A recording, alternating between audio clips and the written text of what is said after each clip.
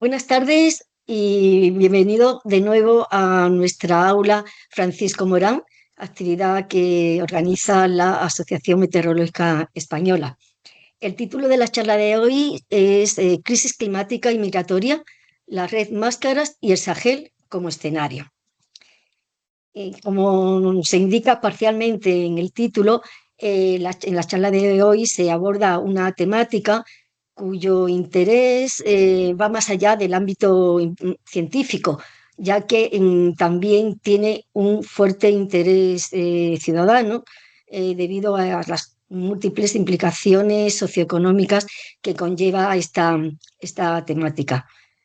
Por eso, toda aportación desde un punto de vista investigador sobre ello, pues es muy bienvenido porque nos ayuda a enriquecer, a mejorar el conocimiento del ciudadano sobre ello. Así pues, para esta charla tenemos como ponente a la doctora Irene Polo Sánchez, profesora contratada doctor en la Facultad de Ciencias Físicas de la Universidad Complutense de Madrid, concretamente en el Departamento de Física de la Tierra y Astrofísica. Irene Polo es licenciada en Ciencias del Mar por la Universidad de Vigo y posteriormente doctora en Ciencias Físicas por la Universidad Complutense de Madrid. Ella forma parte del grupo de investigación TROPA, grupo que surge inicialmente con el objetivo de analizar, de investigar la variabilidad climática tropical y sus teleconexiones atmosféricas, de manera que se pudiera avanzar en el conocimiento del papel, entre otras aplicaciones y demás, pero también el papel del océano en la predictabilidad de la variabilidad climática. Así, poquito a poco y de manera progresiva, el ámbito investigador de este grupo ha ido no mejorando, pero sí abarcando otros aspectos, como es precisamente investigar también los impactos de la variabilidad climática en sectores de interés para la sociedad, como son la energía, la salud y los ecosistemas marinos. Y siguiendo un poco el breve currículum sobre nuestra ponente, decir que ella, Irene Polo, ha realizado estancias largas en centros de investigación de índole internacional, concretamente, por ejemplo, en uno de los departamentos de la Universidad de Reading, en Reino Unido, también un par de estancias en centros de Francia. También ha sido participante en proyectos nacionales e internacionales de investigación, algunos de los cuales se referencian en el currículum, en el breve currículum que es accesible en la web de todos los ponentes del Aula Morán. De manera que entrando en la sección de Aula Morán, pues se puede acceder a los ponentes y de ahí sacar y revisitar los currículums de nuestros ponentes. Y ahí, un poquito más de detalles sobre estos proyectos en los que ha intervenido Irene Polo. Y ya para terminar esta breve introducción sobre su trayectoria profesional, pues añadir que pertenece y coordina la red Máscaras. Esta es una red interuniversitaria y además interdisciplinar sobre migraciones climáticas y refugiados, de lo cual, pues como ya hemos visto en el título, pues nos va a documentar algo más Irene Polo. Así que ya cedo la palabra a Irene, pero antes brevemente, Irene, agradecerte en nombre de la AME tu generosidad por aceptar esta propuesta de que nos imparta la charla de esta tarde. Así que cuando quieras, gracias. Bueno, quería empezar agradeciendo muchísimo a Encarna y también a Amadeo por la invitación a dar esta charla en el Aula Morán, me hace muchísima ilusión. Y también gracias no solo por invitarme, sino por todo el asesoramiento y el acompañamiento que he recibido hasta este momento. Y bueno, voy a empezar mi charla, que como ha dicho Encarna, se titula Crisis climática y migratoria, la red Máscaras y el Sahel. Y la crisis migratoria ha ocupado muchas portadas de noticias en muchos medios, en diferentes regiones del mundo, en diferentes momentos también. Y hoy quería que miráramos en concreto la crisis migratoria en las llegadas a Canarias, en la ruta canaria. Aquí hay un recorte del 2024 en el que se, se explica que ha habido una cifra récord en llegadas a Canarias de más de 46.000 personas y que ha habido un incremento con respecto al año anterior.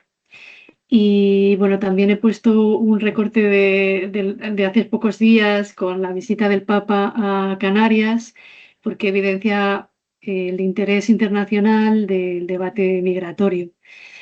Y a la derecha hay un recorte de este año en el que se cuenta que en 2026, a marzo de 2026, las llegadas a Canarias habían sido de unas 1.000 personas y que había habido pues, una disminución con respecto a años pasados.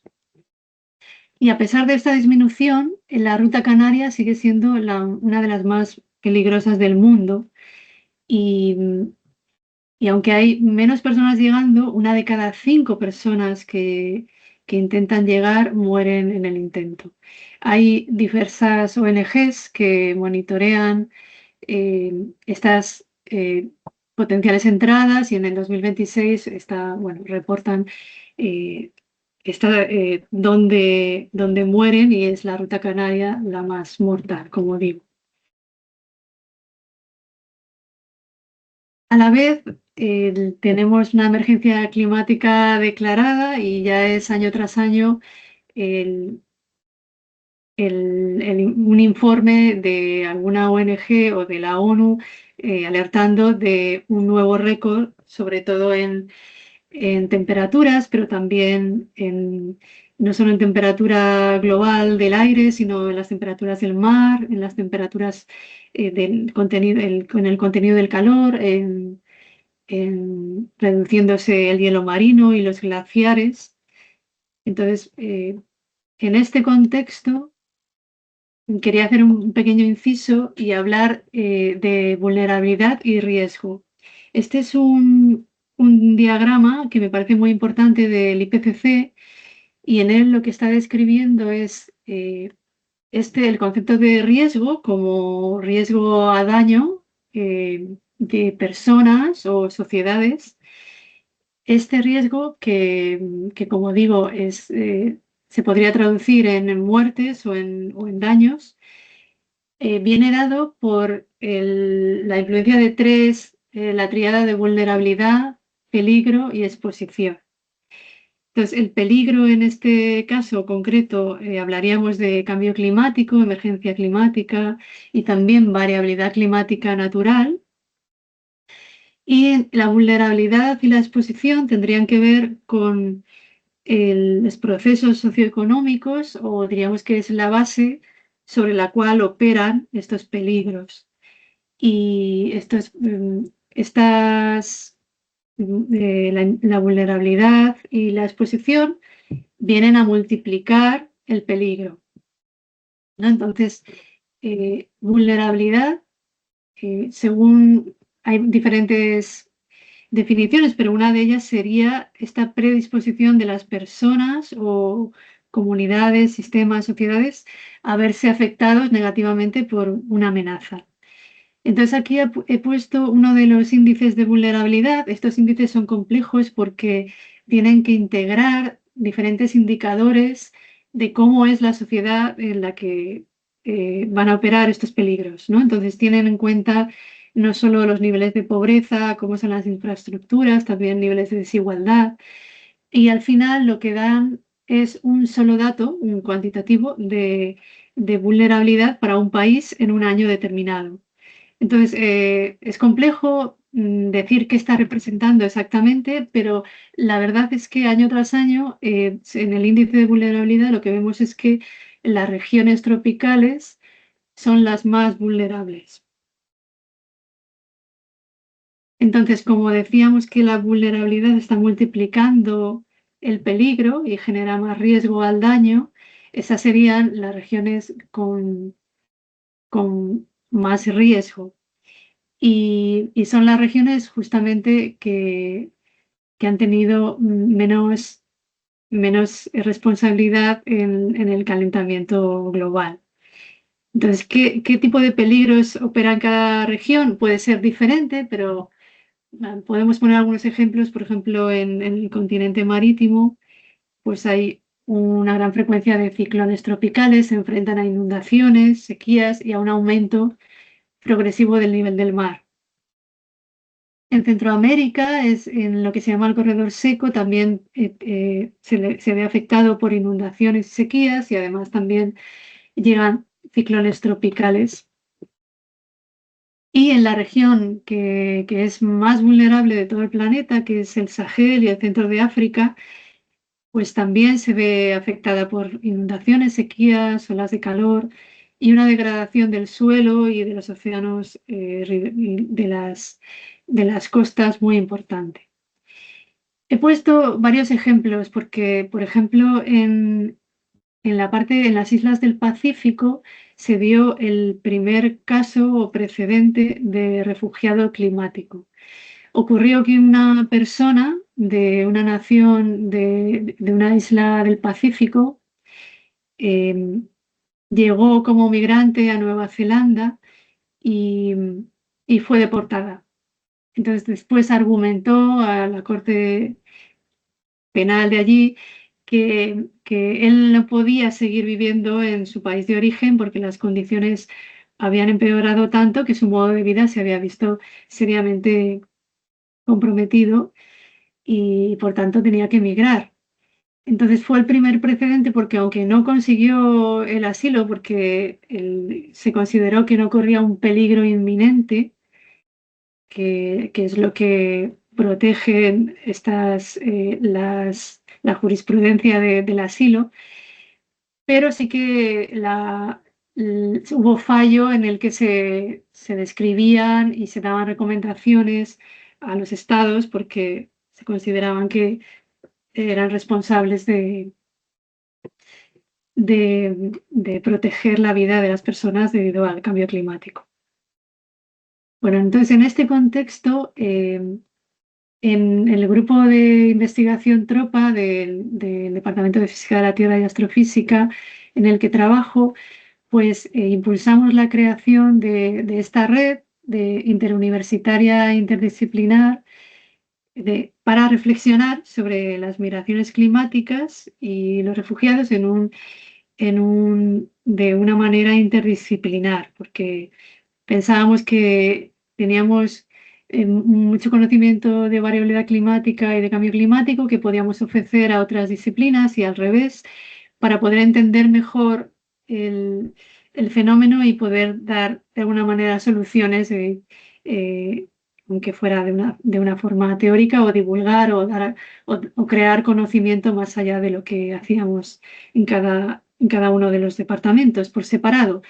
Entonces somos diferentes instituciones, nos constituimos en el 2021 y a lo largo de estos años hemos ido generando conocimiento a través de unas jornadas, ¿no? Básicamente somos universidades, pero está dentro de esta red la UCM, por supuesto, la Universidad Cheikh Anta Diop de Dakar, en Senegal, pero también la Universidad de La Laguna, la Universidad de Málaga, la Universidad de Salamanca, el Observatorio de Salud Ambiental de Andalucía y otras instituciones, otras entidades que son fundaciones o asociaciones como FUEN y CICRA. Y como decía, somos de diferentes disciplinas, entonces hemos ido generando un conocimiento conjunto y hemos aprendido muchísimo a lo largo de esta trayectoria como red. Y la metodología principal en un principio fue hacer una revisión bibliográfica, cada uno en su grupo de disciplina, más o menos éramos grupos por entidades, pero también había interacción entre universidades por disciplinas y revisábamos toda la bibliografía de revistas científicas indexadas, pero también otros documentos institucionales y otros textos que podrían ser de interés y organizábamos estas jornadas o sesiones en, en congresos dedicadas a explicarnos lo más relevante de cada disciplina e intentar generar conocimiento nuevo. También teníamos la idea de intentar no reproducir lógicas coloniales, que es, bueno, forma parte de la marca de máscaras, pero yo no digo que hayamos conseguido 100% este objetivo. Y aquí he puesto un mapa en el que aparecen el porcentaje de estudios en cada uno de esos países de África en el que hay al menos un autor local. Y como veis, pues en la mayoría de los países el conocimiento sobre esos lugares no lo hacen ellos, los propios locales, sino que el conocimiento viene desde el norte global, posiblemente, ¿no?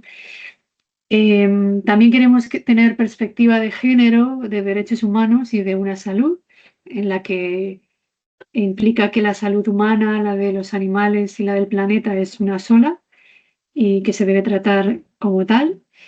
Y intentamos entender los relatos existentes y los mitos que los sustentan. Entonces, a partir de toda esta experiencia, hemos escrito un libro entre todos que nos ha editado Casa África. Y aquí está la portada del libro. El libro se titula El Sahel, escenario de la crisis climática y migratoria, una mirada interdisciplinar. Y nos hemos enfocado en Sahel porque es un caso de estudio en el que tenemos bastante experiencia y además tenemos el socio local de Dakar, Senegal, con el que tenemos una colaboración de muchos años y es una región además, como decía, muy vulnerable e interesante desde el punto de vista climático y por supuesto migratorio. También hemos hecho una infografía resumiendo el libro y ambas cosas están disponibles en la web de la red Máscaras, que es muy sencilla, ucm.es/máscaras. Entonces, aquí pongo el índice del libro para que veáis un poco qué podéis encontrar en él. Tenemos un prólogo muy bonito de Fernando Valladares, una introducción y en el capítulo 1 se habla de migraciones africanas y algunos de sus mitos y cómo deconstruirlos. En el capítulo 2 hablamos en profundidad de la variabilidad climática, el cambio climático en el Sahel, y en el capítulo 3 los impactos que tiene en los recursos naturales en África, en el Sahel, y ponemos algunas veces el caso de Senegal. En el capítulo 4 es un capítulo de agroecología aplicada también a la región del Sahel. En capítulo 5 se habla sobre el impacto de cambio climático en la movilidad humana, específicamente entre Senegal y España. Y entonces se dan muchos datos económicos sobre la realidad de esta movilidad y su impacto en España y en Senegal. Y después hay unas reflexiones desde las ciencias sociales y aquí hay una parte muy interesante desde la política en el que se repasan todos los informes de la ONU, de la Unión Europea y se va haciendo una construcción del relato que en los últimos años se construye sobre la migración. Y uno de las discusiones que hay es esta securitización del concepto de migración. Quiere decir que el significado de migración ya va ligado mucho más a la inseguridad, a la amenaza, que a los derechos humanos o a la adaptación de los seres humanos. También hay una parte de discusión jurídica sobre sí, las categorías. Ahora mismo no existe una categoría jurídica de refugiado climático, pero se hace una historia de cómo se ha llegado hasta el concepto de refugiado climático y cuáles serían las consecuencias en un futuro. El capítulo 7 habla de migración y salud en el contexto de cambio climático y el capítulo 8 habla del caso concreto del VIH en el Sahel. En el capítulo 9 se habla del impacto psicosocial de los migrantes y el cambio climático. Y el capítulo 10 habla del impacto demográfico del cambio climático.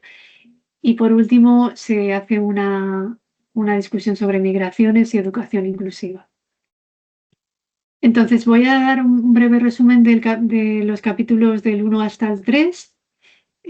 Porque bueno, todo el libro me parece que es muy interesante y os animo a que lo descarguéis y lo leáis, pero no, yo soy autora de los capítulos 2 y 3 y el resto de capítulos sería muy complicado resumir, pero el capítulo 1 sí que quiero explicarlo o al menos resumirlo.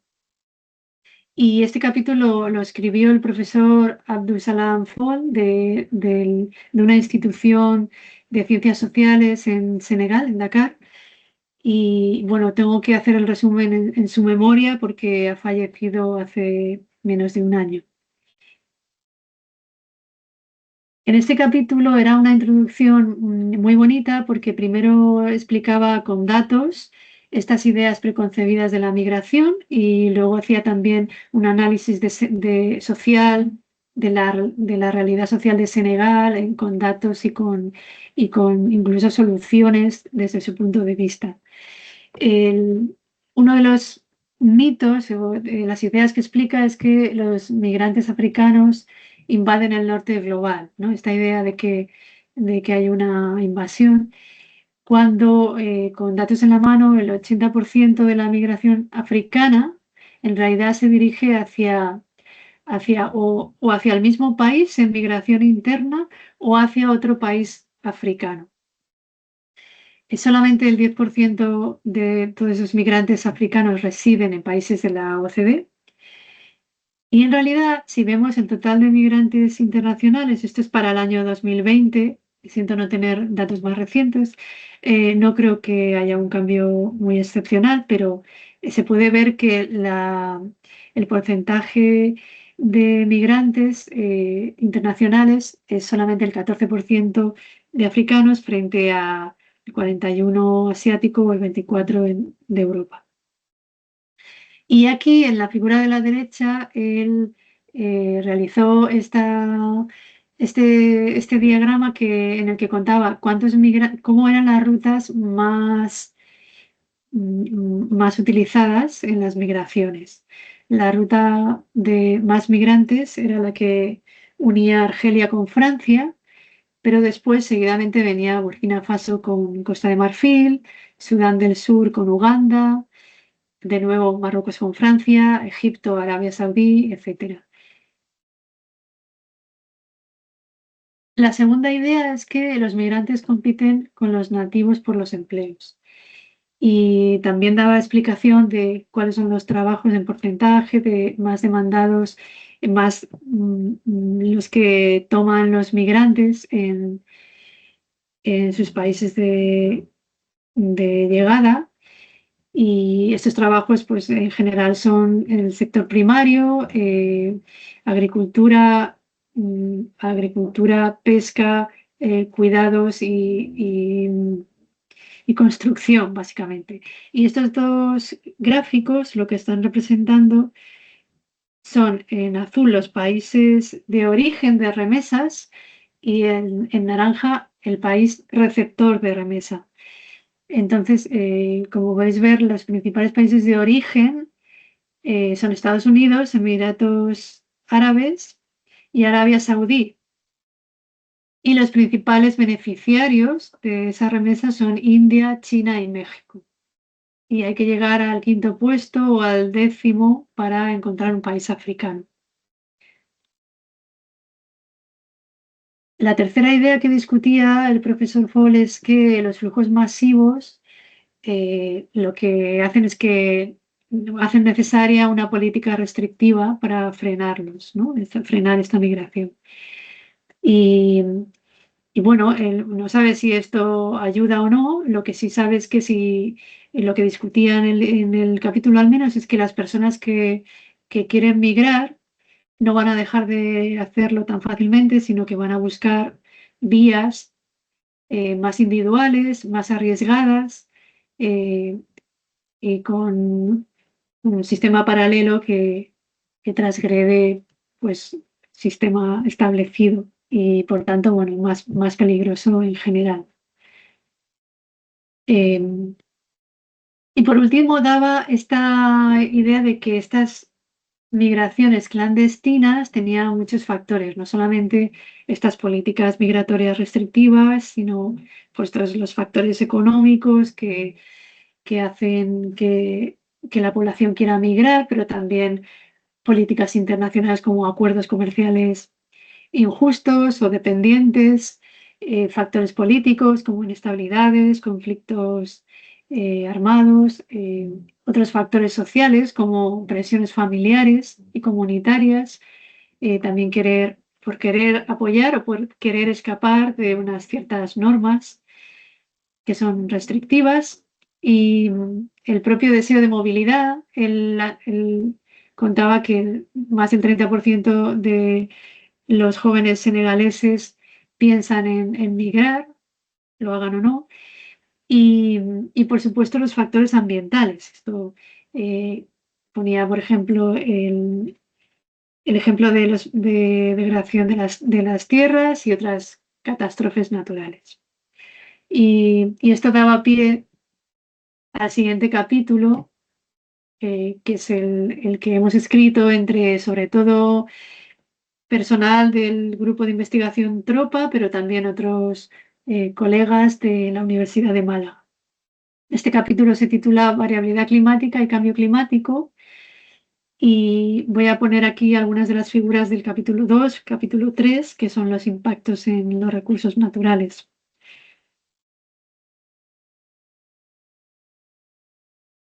Vale, aquí lo que estamos viendo es el mapa de tendencias observadas en África desde 1980 hasta el 2015 de las temperaturas y de la precipitación. Entonces, bueno, lo que vemos es que hay unas tendencias de más temperatura en prácticamente todo el continente y en precipitación llama la atención un aumento de la precipitación en la región del Sahel.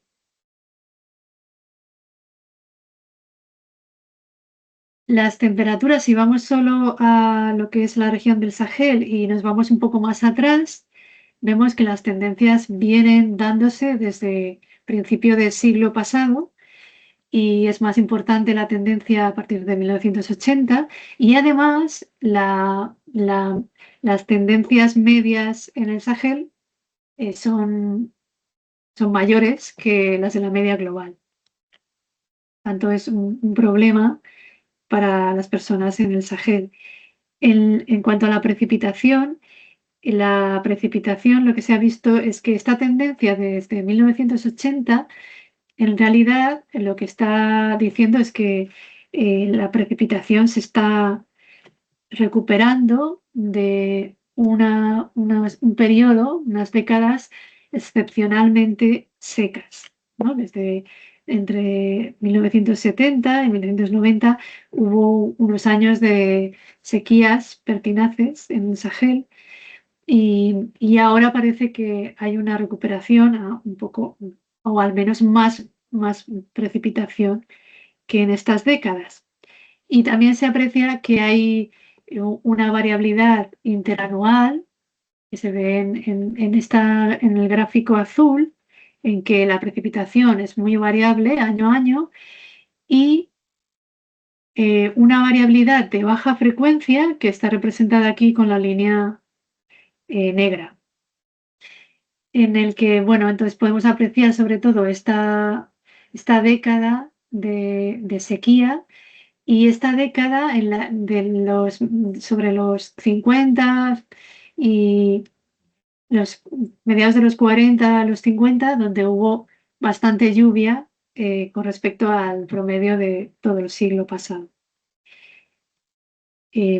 Aquí hemos señalado el año donde más lluvia se contabilizó en la región del Sahel, que fue el año 1950, y el año donde menos lluvia se contabilizó, que fue el año 1984. Esta variabilidad que explicaba antes, esta variabilidad de baja frecuencia que fue muy dramática para los años 70 y 80 en el Sahel, porque hubo esta sequía que comentaba y dio lugar a migración, una hambruna muy grande y grandes migraciones en la región de Sahel. Y este drama fue fotografiado por Sebastián Salgado en 1985 con su libro The End of the Road. En este capítulo además explicamos a qué se debe, cómo podríamos explicar esta variabilidad de la precipitación en el Sahel interanual y de baja frecuencia decadal. Entonces lo que explicamos es que la variabilidad, esto tiene que ver con variabilidad de las temperaturas de la superficie del mar, variabilidad natural de los océanos y en concreto la variabilidad multidecadal del Atlántico, que se expresa como un gradiente interhemisférico de temperaturas por encima de la media en el hemisferio norte y al revés en el hemisferio sur, en su fase positiva, pues daría lugar a años donde hay más lluvia o lluvia por encima de la climatología, dado que esto hace que la zona de convergencia intertropical que lleva la lluvia estaría desplazada hacia el norte. La variabilidad interanual, sin embargo, podríamos explicarla a través de los fenómenos del Niño, del Pacífico y del Atlántico. El Niño del Pacífico generaría menos lluvia a través de teleconexiones atmosféricas, menos lluvia en el Sahel, y el Niño del Atlántico también generaría menos lluvias en el Sahel, porque desplazaría esta vez la zona de convergencia intertropical hacia el Ecuador. Esto se discute ampliamente en este capítulo y también se comenta qué es lo que se espera en los escenarios de clima futuro. Entonces, aquí he puesto la lluvia total, que sí que parece, bueno, aquí me falta la barra de colores, pero que sepáis que es azul, bueno, verde más lluvia por encima de lo que del presente. ¿No? Esto sería futuro menos presente, y entonces hay aquí en el Sahel, centro y este, más lluvia que en el presente, frente a menos lluvia en amarillo, que sería toda la región del Mediterráneo y zonas del subtrópico. Entonces, este incremento de la lluvia en el Sahel en el futuro, que se parece mucho a la tendencia observada de más precipitación, es además una precipitación que se va a dar en el futuro de forma más extrema, porque aquí lo que estoy representando es cómo va a variar el índice de extremo de precipitación, de intensidad de lluvia en un día. Quiere decir que va a haber más lluvia, pero más extrema, lo cual puede ser no muy beneficioso para los cultivos. Y además las temperaturas van a aumentar, esto en todo el planeta, pero las temperaturas máximas, o sea, los días, el número de días que se van a alcanzar temperaturas máximas, también va a aumentar de forma muy significativa en la región de Sáhara y el Sahel. Todo esto va a representar un problema, como digo, para los cultivos, y también para la agricultura, porque es básicamente de secano, y para la ganadería, porque es básicamente extensiva y los pastos se van a ver eh, claramente beneficiados o no con esta variabilidad del clima. Aquí quería señalar que también en el libro hablamos del sector pesquero. En la región en algunos países del Sahel, en concreto en Senegal, la pesca es muy importante, es una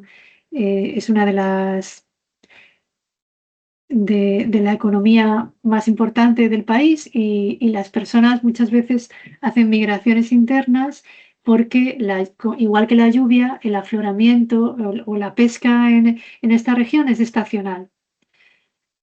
La pesca en esta región es tan rica porque forma parte del sistema de la corriente de Canarias, del sistema eh, de la franja este del giro subtropical, y hay afloramiento costero que implica el resurgimiento a la superficie de aguas profundas que son ricas en nutrientes y por tanto capaces de generar pesca en esa región. Aquí he puesto dos de las especies más importantes de las costas de Senegal y Mauritania, y estas dos especies representan más del 80% de la proteína consumida por la población en estas regiones ribereñas.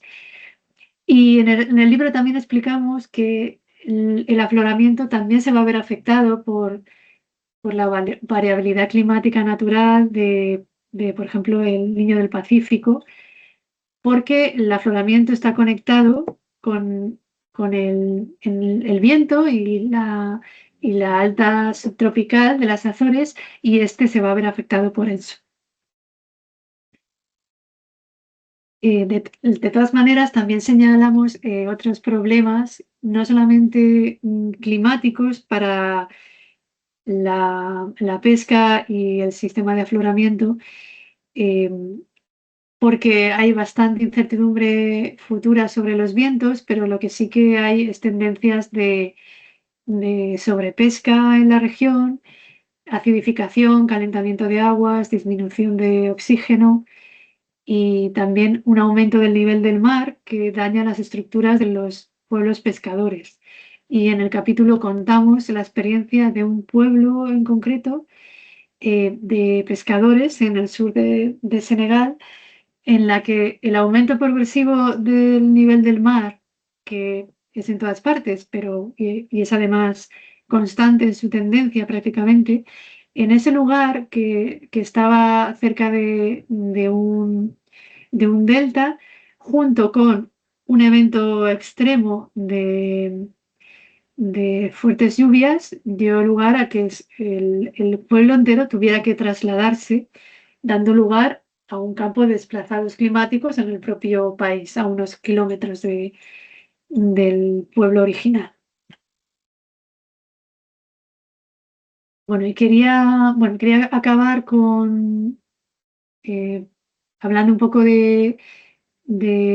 recopilando estos eventos climáticos que son potencialmente una amenaza para la región del Sahel. Como digo, eventos extremos, olas de calor, pero también eventos lentos como son el cambio climático, la subida del nivel del mar, sequías pertinaces que van a ser recurrentes por esta variabilidad multidecadal y la degradación progresiva de los océanos.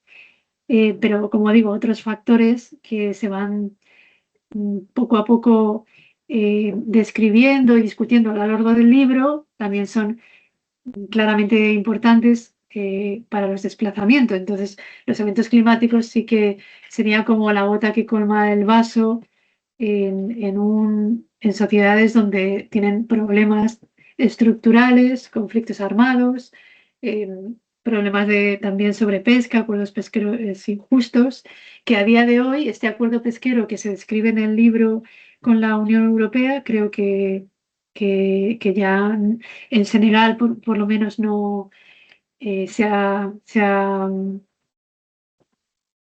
ya no está vigente, pero otros acuerdos comerciales desiguales con el norte global y otros conflictos locales que tienen que ver con una gobernanza ineficiente. Y bueno, creo que lo voy a dejar aquí, aunque bueno, tenía 2 o 3 ideas sobre otros capítulos, pero creo que es mejor que haya una discusión o lo que los moderadores consideren. Pues, muchas gracias, Irene. Antes de comenzar, como es habitual en esta sesión, el turno de preguntas y comentarios por parte de los asistentes, pues debo indicar en cumplimiento de la normativa sobre protección de datos, pues un detalle importante, y es que como esta sesión se está grabando, grabación que quedará disponible para visualizaciones posteriores en el canal YouTube de la Asociación Meteorológica Española, pues indicar sencillamente que aquellos que queráis participar de alguna manera, planteando preguntas o comentarios, etcétera, pero que no queráis mostrar el rostro, pues que podéis hacerlo perfectamente haciendo uso del altavoz o del chat, recursos que ya tenéis habilitados en la aplicación de Teams. Así que una vez dicho esto, sí que, bueno, Perdón, pues Encarna, perdona, es sí. que se me ha olvidado dar las gracias a, bueno, a los que estáis ahí Ah, escuchando, pero también a los proyectos de cooperación de la UCM y del CSIC que han hecho posible todo este trabajo y gracias a financiar estas jornadas y bueno, a todos los compañeros y compañeras de la red por su compromiso y su trabajo honesto en estos años.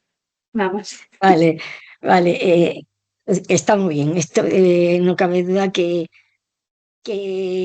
todo trabajo de esta índole es esfuerzo de un grupo de gente. Además de esfuerzo, hay que resaltar el valor, desde mi punto de vista, permitidme que diga estas reflexiones por mi parte, pero bueno, las ventajas de ser moderadora.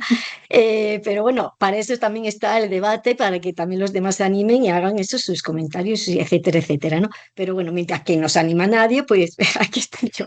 Entonces, además de ese esfuerzo tan valioso y demás,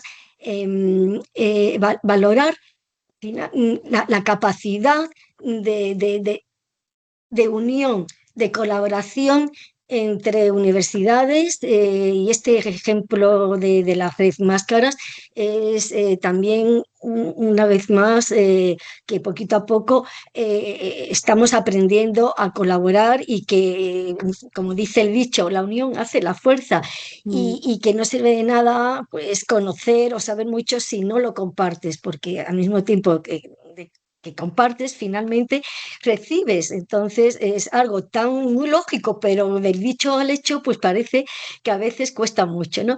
Así que muy bien, pues eso, efectivamente agradecerlo explícitamente, pero entendemos que queda bien.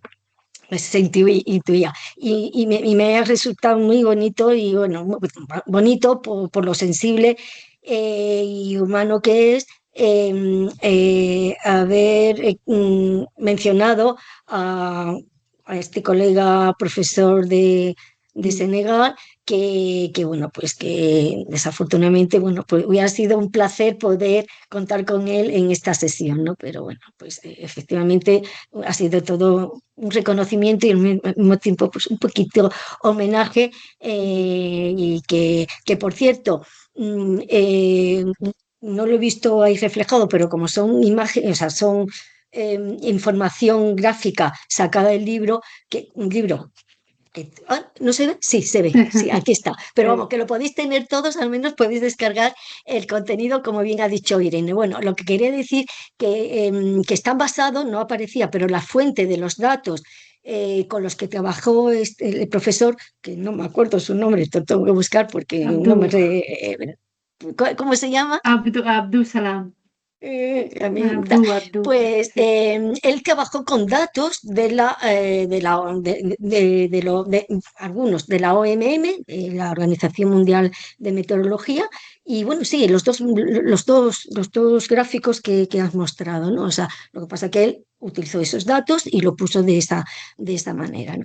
Entonces, bueno, yo aquí diciendo cosas que además, bueno, y ya veo que hay alguien que está animado. Así que mira, es José Antonio López, adelante.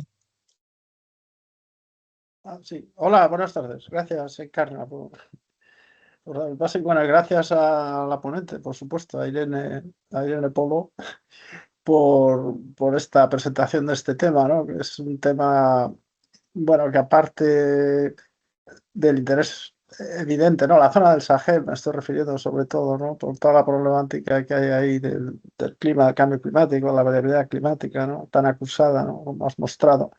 Pero bueno, es también evidente lo que hiciste al principio al hablar del problema de las migraciones, ¿no? Que a un país como el nuestro pues, le afecta mucho toda esa problemática.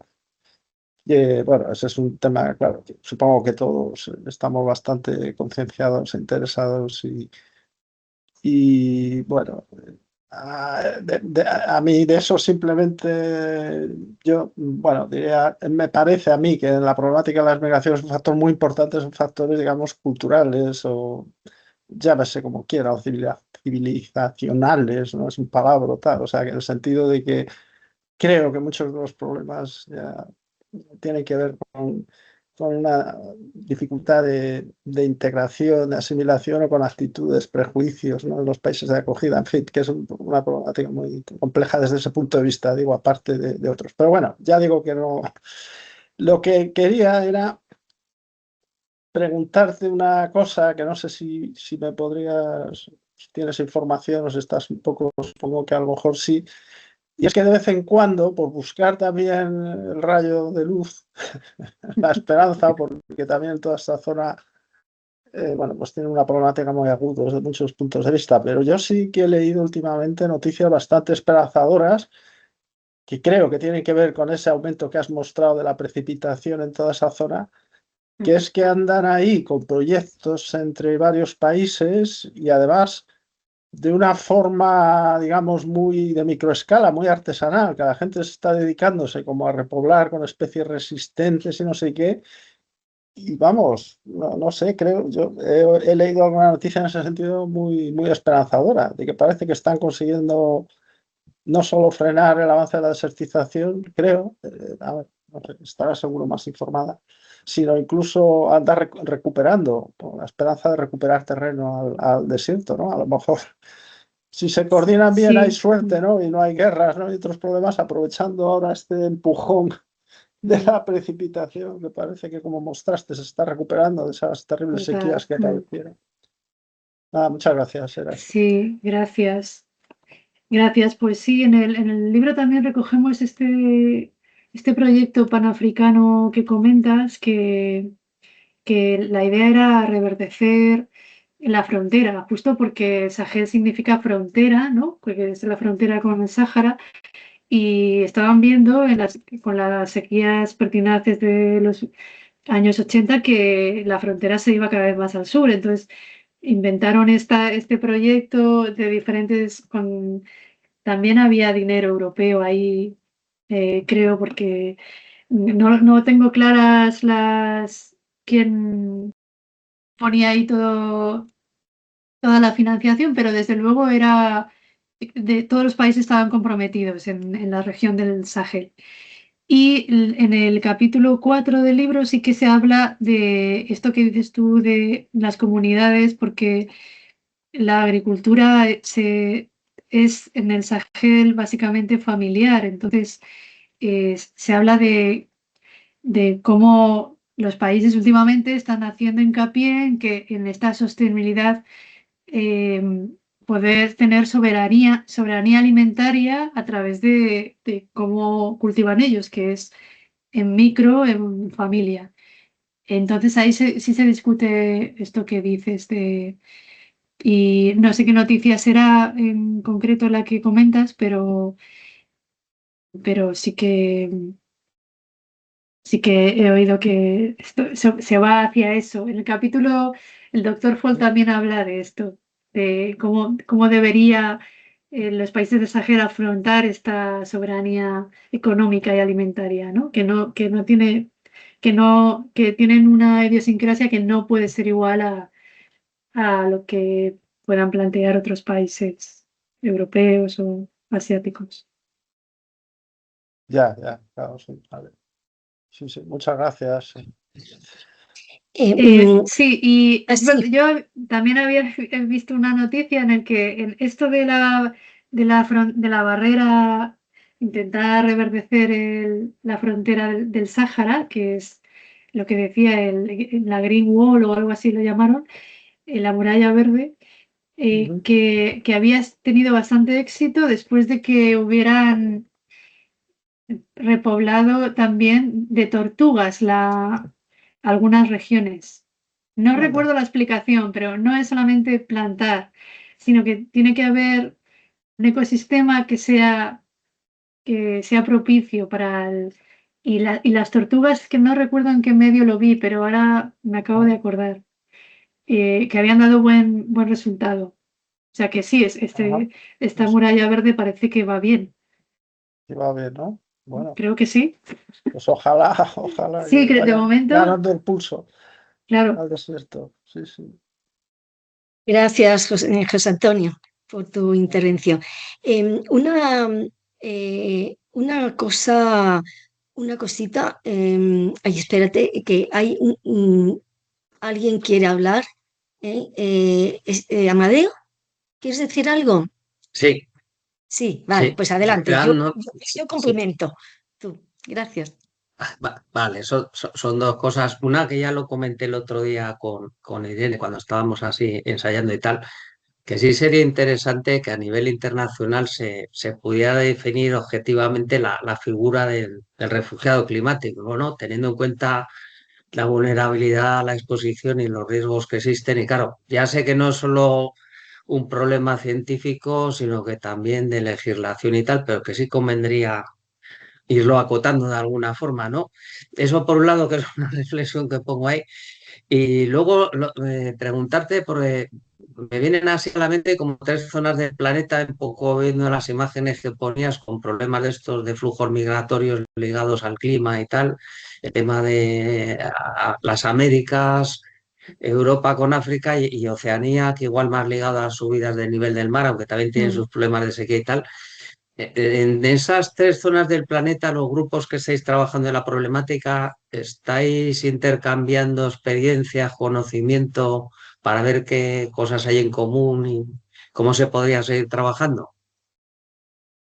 Pues mira, empiezo por la última porque me he acordado de una sesión que hubo en Campus América, que es un congreso que hacen en la Universidad de La Laguna todos los años, con un montón de...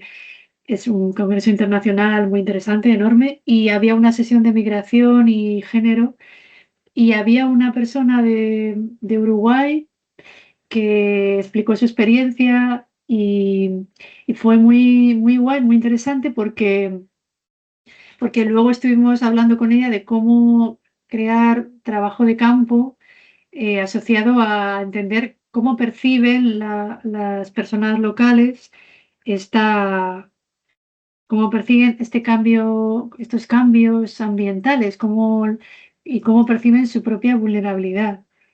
Porque en América llevan bastante tiempo haciendo trabajo sobre esto, la gente local de allí, en Sudamérica, sobre todo mucho, sí. Y entonces hemos empezado a diseñar un trabajo con las compañeras de La Laguna y compañeras de la Complutense de Antropología y Geografía para poder entender esto, o sea, más allá de lo que se puede cuantificar objetivamente, cómo se percibe, cómo perciben las personas estos cambios climáticos. Y esto nos puede ayudar también a buscar qué cosas sería interesante investigar, ¿no? A partir de las percepciones reales de la gente. Y estamos en ello, bueno, han empezado a hacerse entrevistas en Dakar con una profesora de allí y se van a hacer también entrevistas a migrantes en Madrid. Y eso te diría que ellos tienen mucho adelantado en América del Sur. Sí, nos contaron cosas muy chulas. En Argentina, en Uruguay, sí. Y en el Corredor Seco también, en Centroamérica. Y la otra pregunta que comentamos la última vez, sí. Luego digo, voy a ver exactamente dónde está, en qué punto está. Y ahora mismo la ONU lo único que hace es reconocer la obligación de los estados de ser responsables y cuidar a las personas frente al cambio climático, pero luego son los estados los que tienen que implementar. Entonces, no, si no hay un estatuto si no está en la categoría, pues de momento se queda ahí en el limbo. Son recomendaciones, sí. Mientras que el Estatuto del Refugiado está muy cerrado desde 1951 y eso no se ha abierto de momento. Se ha quedado con la Convención de Ginebra. Eso es lo que diría. Gracias, Amadeo, por tus comentarios que siempre son muy, muy, muy oportunos. Además, de alguna manera, aunque no nos ponemos de acuerdo, pero al final coincidimos en algunas cositas. Así, por ejemplo, en ese contexto que mencionaba Amadeo, la segunda parte, es en cuanto a las colaboraciones. Además de la Universidad de Senegal, ¿sabes si hay intentos o cuáles son las dificultades que hay para que se una o colaboren de alguna manera otras universidades de la Franja Sahel, que es muy, muy, muy estratégica? Bueno, por todo lo que has comentado y en otras ocasiones ha surgido en otras charlas aquí en el Aula Mora. Eso por una parte. Y por otra parte, a mí me gustaría también mencionar, y tú puedes extenderlo un poquito, que en esta colaboración, al menos lo que yo conozco por parte de la Universidad Complutense de Madrid, porque bueno, yo procedo de allí, procedo de este departamento, etcétera, y he visto cómo trabajáis, etcétera. Hay algo también muy importante que yo creo que es interesante saber, que en esa colaboración hay una buena colaboración de movimiento, de traslación, de manera que estudiantes de Senegal vienen a un grupo de investigación, concretamente a Tropa, y han realizado su tesis doctoral sobre algún aspecto relacionado, obviamente, con la variabilidad climática, con el cambio climático, porque evidentemente, bueno, pues el departamento trabaja en este contexto, ¿no? Pero sobre algún impacto. Mira, yo recuerdo un caso que era sobre determinadas enfermedades, otro era también sobre en el sector agrícola, etcétera, etcétera. Entonces, si puedes también hablar un poquito en este sentido, no sé si actualmente hay algún doctorando en estos momentos, porque lo importante, como hablamos siempre, bueno, y en todos los conceptos, en todos los ámbitos, la esperanza está en los que se están preparando para tomar el testigo de todo, ¿no? Y entonces el que se forme gente de allí, pues en donde sea adecuado para luego trasladar esos conocimientos, que ellos formen escuela, pues es muy importante. Y en ese intercambio también añadir que los profesores de aquí, y tú entre ellas, pues también os desplazáis allí en los momentos en los que la responsabilidad de docentes os lo permite, ¿no? Aprovechando vacaciones, ahora en julio me consta que un par de compañeros se van para allá. Entonces, yo creo que esa intersección o esa colaboración real, en donde hay involucrada gente joven, es muy, muy, muy importante. Muy importante. Entonces, hablarnos un poquito en ese sentido, ¿no? Sobre otras universidades y sobre este contexto en el que se involucra la gente joven. Sí, o sea, tienes muchísima razón, porque es que llevamos, claro, máscaras no hubiera sido posible si no hubiera un un bagaje de tropa, que fue Belén Rodríguez, que comenzó la cooperación con Dakar, con Senegal, a través de proyectos de cooperación UCM, y se fue creando poco a poco esta colaboración, esta confianza, y ha habido, yo no sé cuántos años ya lleva, pero a lo mejor, bueno, 15 o más, y ha habido por lo menos, no sabría decir todas las tesis que se han leído y toda la cantidad de diferentes investigadores que han venido o estudiantes que han venido, todos los desplazamientos que ha habido han sido muchísimos, por lo menos ha habido 5 tesis que yo tengo ahora en mente, codirigidos en Dakar y UCM, y me estoy acordando de una tesis que va a ser leída dentro de poco, de Adama, una mujer que yo cuando lea la tesis voy a estar súper emocionada porque la he tenido aquí, he conocido a su hijo, se quedó embarazada y ha tenido el hijo en la mitad de la realización de la tesis. Ha sido muy difícil, ha tenido que conciliar, y está haciendo un trabajo muy interesante de ciclones tropicales en la parte de cómo se generan los ciclones tropicales y, y la variabilidad climática de ENSO. También ha habido tesis sobre cómo la variabilidad climática influye en la incidencia de malaria, que yo creo que es a la tesis que te referías. Ha habido una tesis también leída hace poco sobre meningitis y el clima y el polvo africano, el polvo del Sáhara. Que recuerde otra tesis sobre riesgo de incendio y variabilidad climática, riesgo de incendio en Senegal, Madden Julian y precipitación, o sea que ha sido una colaboración muy, muy fructífera, y es verdad, hace falta tiempo para llegar a este compromiso también de las dos instituciones, y la esperanza de la gente joven que vuelve muy formada es muy, muy importante en este tipo de colaboraciones. Claro, es lo más importante al Permíteme, final. permíteme, Irene, aunque luego puedes continuar, pero ha pedido la palabra Fernanda y le doy paso, pues para que, bueno, pues para que tengamos cabida todos, y luego si acaso pues añades lo que Sí, consideres perfecto. oportuno. Gracias, Hola, Fernanda. hola, buenas tardes. Soy Fernanda, soy meteoróloga. Voy a hablar un poquito devagar, un poquito portuñol. Y gracias a la ponente, Irene, gostei muito da apresentação.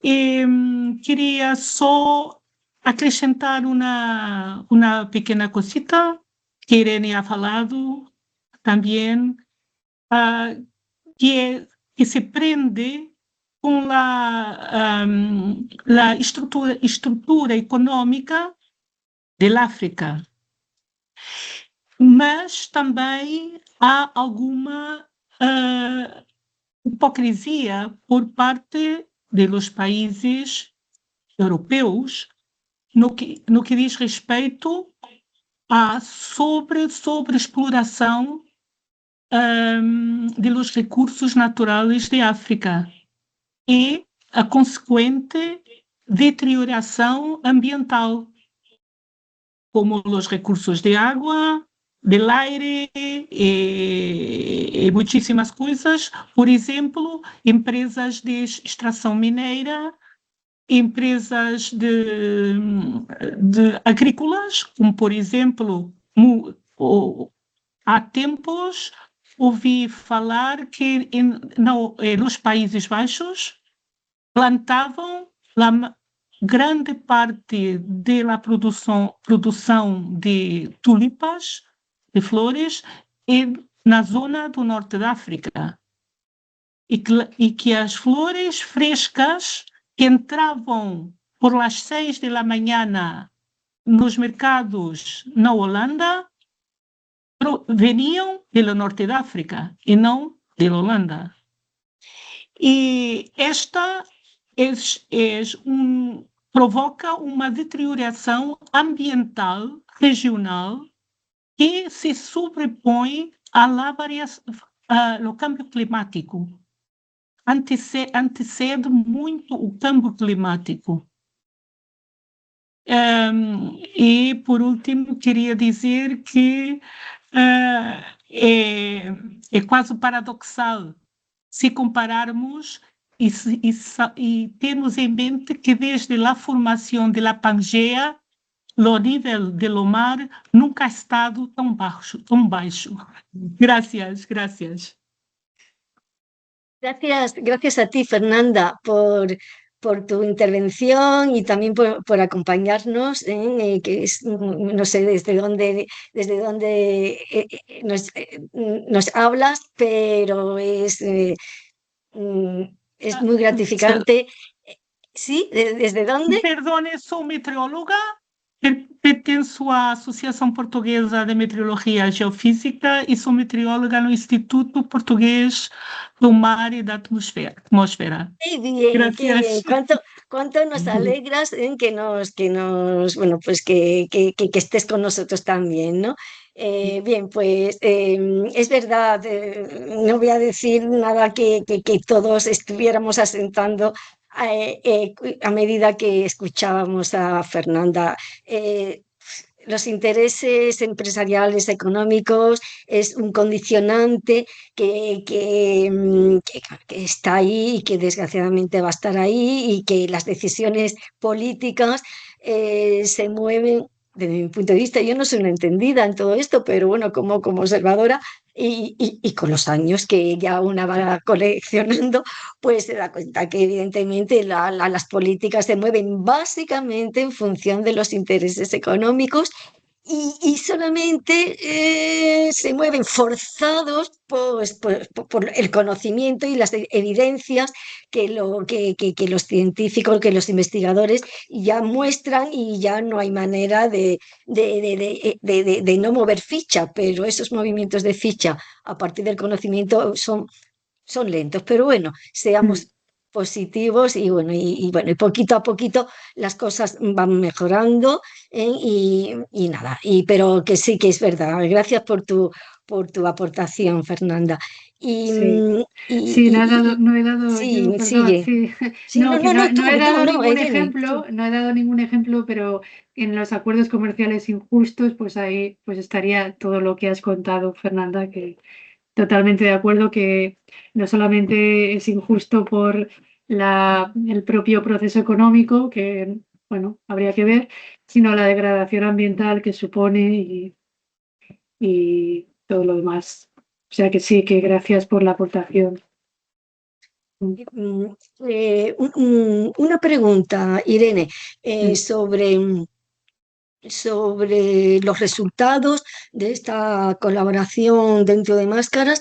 En una de las diapositivas nos has mostrado que ha habido una jornada este año, 2026, si no me equivoco, tú me rectificas, creo que fue en Dakar en enero, o sea que ya fue. Entonces mi pregunta es, como en todas las jornadas, se habla sobre la siguiente, ¿no? Hay intención, bueno, hay posibilidades de que haya alguna próxima, eso por una parte, y por otra, como este texto del que has hablado y que, insisto, de verdad, yo lo tengo, se lee muy bien, es muy, bueno, la verdad, muy enriquecedor, y sobre todo es la punta del iceberg, porque a partir de ahí, como hay referencias de las fuentes, pues uno puede tirar más.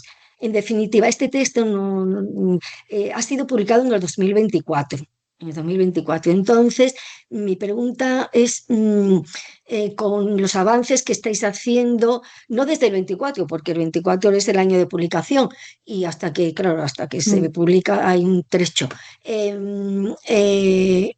Con los avances que estáis obteniendo conjuntamente entre las universidades implicadas y organismos, ¿se va a publicar alguna cosa más? Pues sí, la idea es que tenemos entre manos este trabajo de campo que antes se estaba comentando así ligeramente, pero queremos, sí, hacer una publicación, pero está ya más en profundidad en las percepciones y en la parte social. Vamos a ver cómo Vale. sale. Vamos a ver cómo sale el experimento. Ya te contaré. Sí, Muy y de bien. momento tenemos la sesión, fue una sesión en un congreso y que era de migraciones y clima, y entonces la idea es que cada 2 años tengamos ese congreso y esa sesión. O sea que ya... Irene, no me, no sé si si lo has dicho, pero si lo has dicho muy ligero y yo no he enterado, sobre la colaboración de otras universidades africanas. Así, Algunas animan o tienen también, porque quizás también tengan ciertos problemas de gestión en estas colaboraciones, no lo sé, no lo sí, sé. es que Ay, es porque sería complicado. evidentemente muy enriquecedor que cuanto más colaboraciones, distintos países Sí, sí. africanos, por una parte, y por otra, no solamente por el hecho de que sean, o sea, eso, más de allí, y además eso, más gente local, que puedan Sí, ellos mismos también sembrar entre la gente joven, aunque no sea muy numerosa, porque no toda la juventud tiene acceso a las universidades, ¿no? A ver, claro. ¿alguna universidad más? Pues mira, las compañeras de la Universidad de La Laguna tienen colaboración con Mali, pero Mali Mm, ahora está en un proceso un poco complicado y decían ellas que, bueno, no sabían por dónde iba a ir. Y luego vamos a empezar a asesorar a un estudiante de Costa de Marfil. Vamos a ver, porque como digo, hay que crear como una base, ¿no?, de confianza y de comunicación así fluida, que tampoco es sencillo, porque bien. culturalmente somos muy diferentes Sí, y sí, sí, pero eso es, sería genial, claro. sí, sí, eso es otro aspecto que Mm. hasta que no tienes al estudiante aquí, eh, no te das cuenta, ¿no? Pero Claro. bueno, eso lo dejamos para otro momento porque además está Diamantino esperando a que le dé la palabra, así que adelante, Diamantino.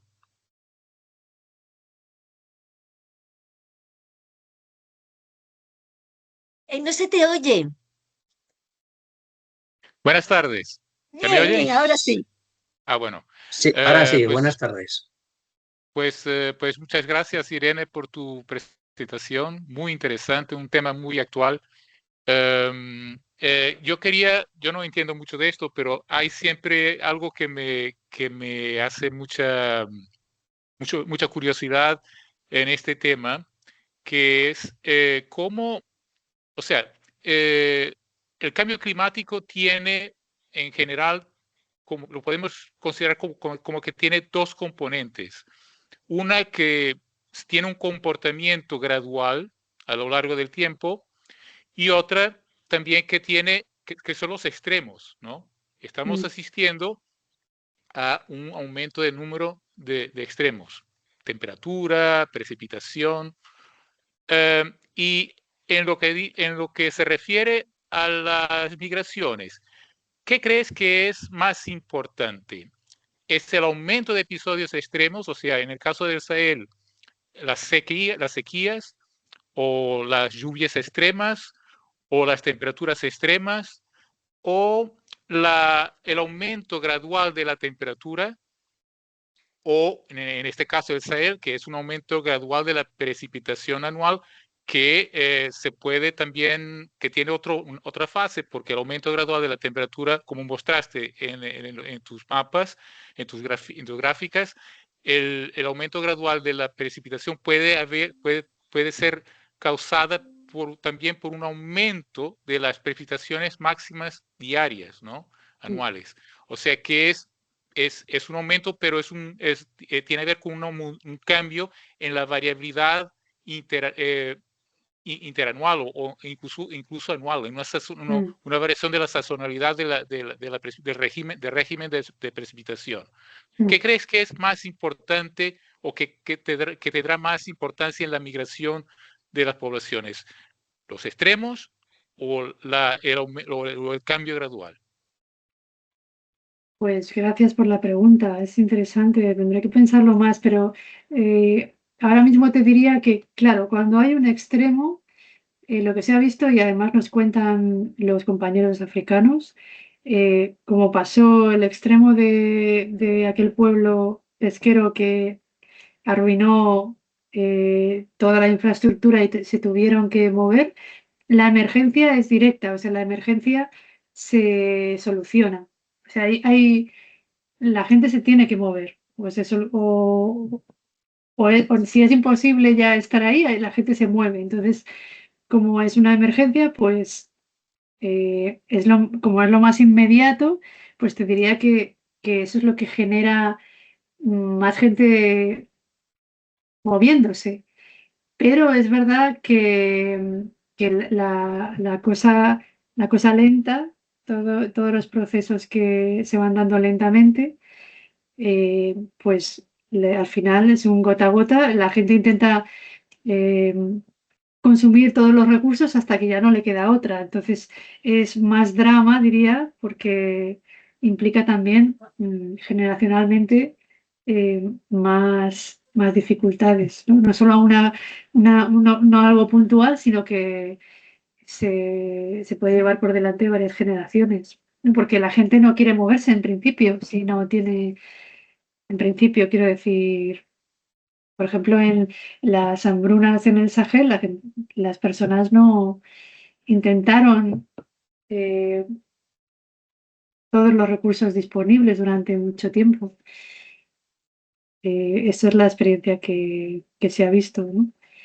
Entonces, que en conclusión, no sabría responder porque las dos cosas movilizan, pero los extremos es que es inmediato. Si no, si se te ha inundado la casa, te tienes que salir de la casa, ¿no?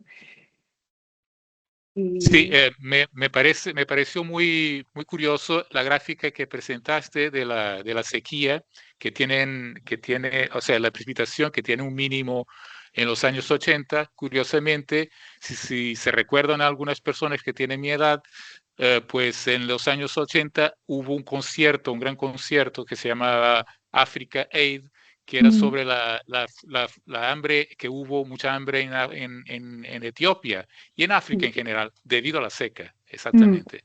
Sí. Y fue precisamente esos años, 85, creo yo, 89, por ahí.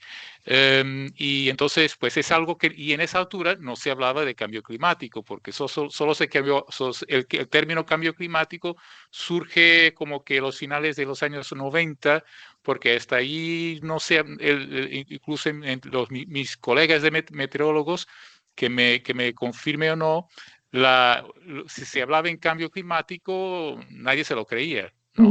En los años 80, aunque ya era una sospecha pero muy antigua, ¿no?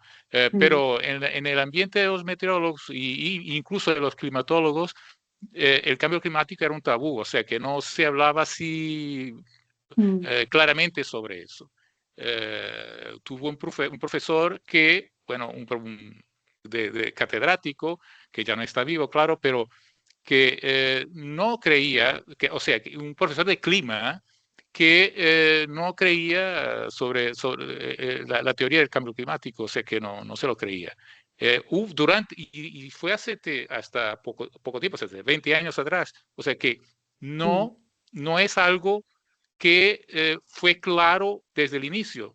No, es una idea que fue, si nos vemos los registros de temperatura hasta los años 90, el cambio climático no es muy claro. Solo cuando fuimos para atrás con los datos climatológicos de los hielos, de los árboles, y cuando vamos para adelante y vemos lo que ha sucedido hasta ahora, pues sí, así vemos un cambio climático, claro, pero con las series temporales que teníamos en esa altura en los años 90, pues nadie se arriesgaba a decir que había un cambio climático. Claro.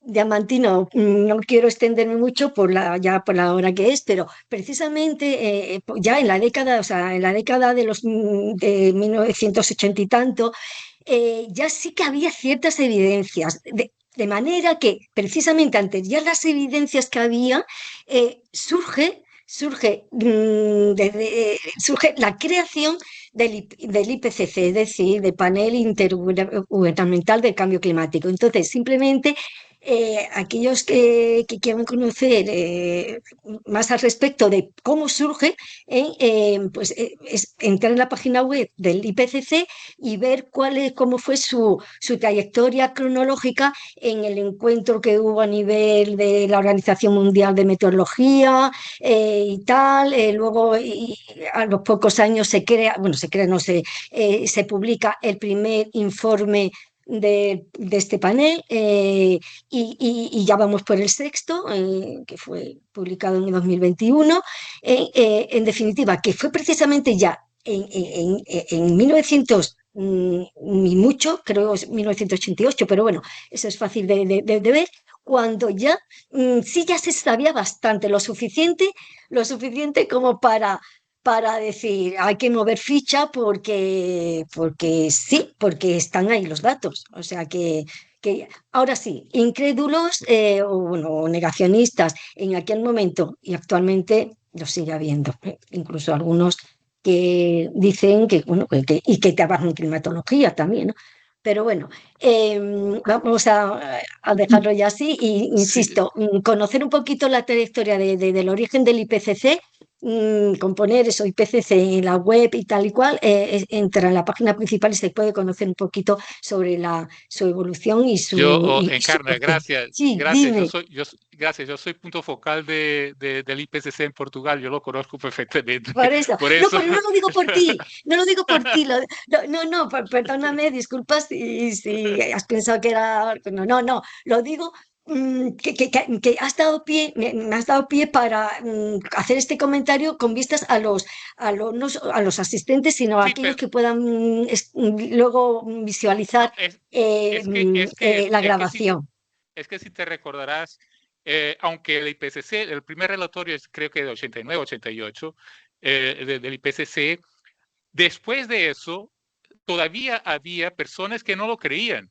Personas, o sea, colegas míos y profesores incluso, que no lo creían. O sea, que decían, bueno, esos son modelos y los modelos no son la realidad y tal. Bueno, pero la verdad es que ya había mucho conocimiento.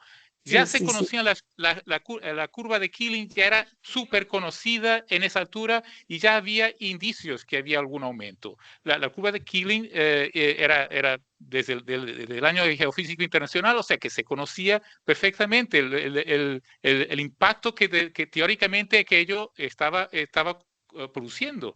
Y por eso... Así que gracias. Pero bueno. Pero no, gracias, Diamantino, a que hayas tocado este puntito, porque da pie a que la gente, pues bueno, pues que tire del hilo y conozca un poquito más sobre el IPCC y su porqué y cómo ha avanzado. Sí, es muy interesante. Yo recuerdo, perdón, un incisillo, yo recuerdo una noticia en el periódico que decía, los científicos por primera vez se han puesto de acuerdo y dan por cierto el cambio climático. O sea, recuerdo la primera vez que vi esa noticia en el periódico y serían los principios de los 90. Los medios, desde luego, aunque el IPCC estuviera ya creado y con un informe, los medios no hablaban de eso.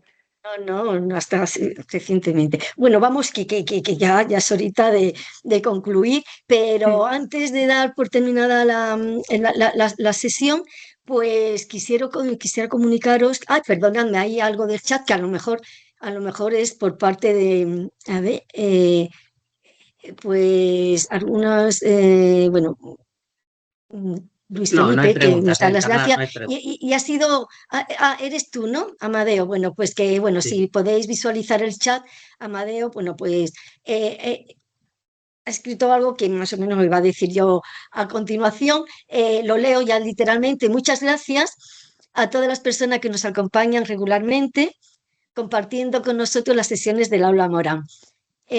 Tras un breve descanso o pausa estival, pues retomaremos las actuales estas sesiones del Aula Morán, porque se mantienen otras, la vamos a, bueno, pues ya la retomaremos pasado el verano y ya oportunamente se anunciarán a través de las redes sociales y de la web. ¿De acuerdo? Entonces, bueno, pues ahí está escrito en Amadeo tan previsor, dice, pues ya esta mujer se lo olvida. Entonces era lo que iba a decir.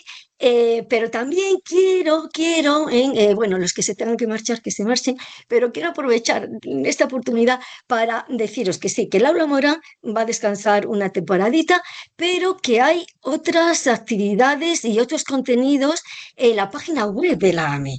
Entonces, entrar y os animo a que exploréis, navegáis un poquito, incluso dentro de la actividad Aula Morán, pues podéis revisitar o visualizar grabaciones de otras charlas Aula Morán.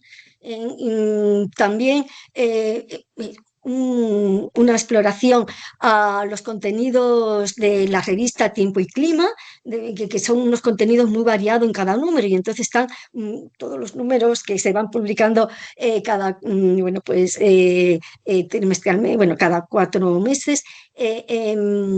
También el blog de la AME, en donde bueno, hay entradas que no son muy densas, sobre aspectos o temas que en el momento de la publicación eran actuales. Y por supuesto, y una cosita más relajada es entrar en la sección de fotometeo, en donde se puede ver imágenes preciosas sobre fotografías y vídeos que han participado en los distintos concursos que organiza la AME.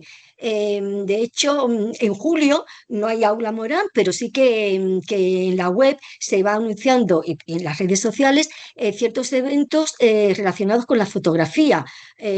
A lo largo de julio, como digo, pues habrá la gala. La gala del concurso Meteo Primavera, es decir, con todas las fotos que se han presentado, bueno, no todas, no la finalista, pero sí las últimas 20, y se presentan, y bueno, es un placer para la vista y para el oído, porque hay ciertos comentarios. Luego hay otro evento que es la tertulia sobre las ganadoras, en las que se habla sobre el fenómeno que se visualiza. Es muy didáctico, no solamente es agradable a la vista.